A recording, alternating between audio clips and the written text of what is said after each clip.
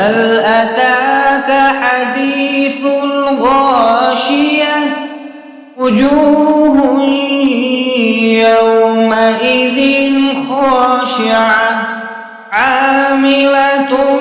ناصبة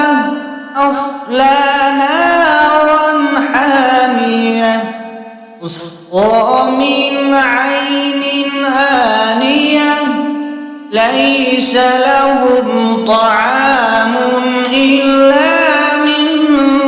ضريع لا يسمن ولا يغني من جوع وجوه يومئذ ناعمة لسعيها راضية في جنة عالية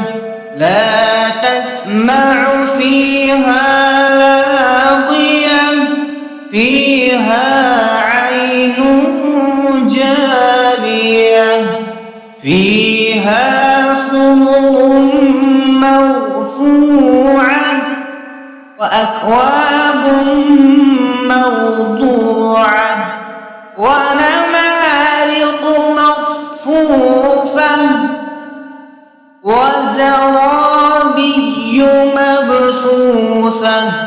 أفلا ينظرون إلى الإبل كيف خلقت وإلى السماء كيف رفعت وإلى الجبال كيف نصبت وإلى الأرض كيف سطحت فذكر إنما أنت مذكر لست عليهم بمسيطر إلا من تولى وكفر